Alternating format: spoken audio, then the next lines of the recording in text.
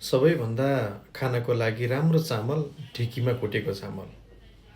किन कसरी जान्नको लागि भिडियो अन्तिमसम्म ध्यान दिएर सुन्नुहोला है त। खासमा धेरै जस्तो पौराणिक चिजहरू र पहिलादेखि गरिआएका चिजहरू हाम्रा पुर्खाहरूले जुन गर्नुभयो ती जति स्वास्थ्यवर्धक अहिलेको आधुनिक जमानाको कुनै पनि चिजहरू र कुनै पनि खाद्य चिजहरू पाइँदैन। अब जाउँ त ढिकीमा कुटेको चामल किन स्वास्थ्यवर्धक त?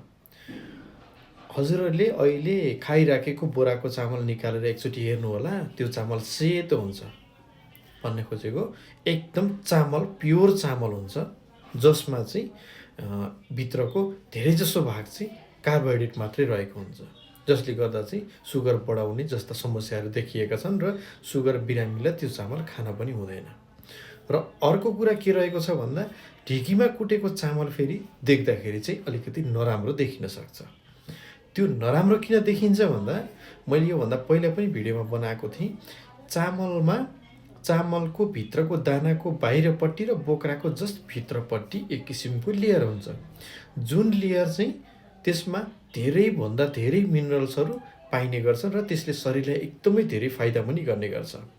हजुरले याद गर्नुभएको छ होला, पहिला पहिला ढिकीमा कुटेको चामल चाहिँ बिहान यदि हाम्रो पुर्खाहरूले बाबुबाजेहरूले खानुहुन्थ्यो, टन्न खानुहुन्थ्यो भने उस्तै परि बेलुकासम्मलाई त्यसैले काम गर्थ्यो। किन? त्यसमा भिटामिन्स मिनरल्सहरू प्रशस्त मात्रामा पाइन्थ्यो। किनभने ढिकीमा कुट्दाखेरि जुन मैले अघिको लेयरको कुरा गरेँ त्यो लेयर राम्रोसँग गएको हुँदैन, लगभग त्यसमै टाँसिएको हुन्छ। यसलाई ब्राउन राइस पनि भन्ने गरिन्छ है।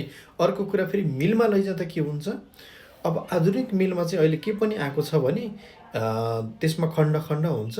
एक ठाउँमा चाहिँ बोक्रा मात्र निकाल्ने, अनि बोक्रा निकालिसकेपछि फेरि त्यो चामललाई अर्को ठाउँमा राखेर त्यो बोक्राभन्दा भित्रको भाग चाहिँ र चामलभन्दा बाहिरको भाग चाहिँ त्यसलाई ताछेर खुर्किएर त्यसलाई चाहिँ सफा सेतो बनाउने सिस्टम हुन्छ। अब त्यो बनाइसकेपछि अब के रह्यो, हजुरको जति पनि मिनरल्सहरू पाइने चिज छ त्यो चाहिँ खेर गयो। अब देख्दा चामल राम्रो पनि चाहियो, सेतो चाहियो। सेतो पार्नका लागि के गर्नुपर्ने हुन्छ, त्यो त्यसरी नै कुट्नुपर्ने हुन्छ। अब हाम्रो ढिकीमा त त्यस्तो हुँदैन त्यो सिस्टम। हामीले त कुट्ने हो, जस्ट चामलको धानको बोक्रा निकाल्ने हो। त्यो बोक्रा निकालेपछि त्यो चामल भयो, अब त्यो पकाएर खाइन्छ। यसरी पकाएर खाँदाखेरि जुन ढिकीमा कुटेको चामल हो त्यो अलिकति नमिठो पनि लाग्न सक्छ। जति आधुनिक मेसिनहरूमा बनाइएको चामल हुन्छ त्यो चाहिँ मिठो जस्तो र राम्रो पनि देखिन्छ। तर के हुन्छ, स्वास्थ्यवर्धकको हिसाबले कुरा गर्नुपर्दा चाहिँ ढिकीमा कुटेको चामल राम्रो हुन्छ।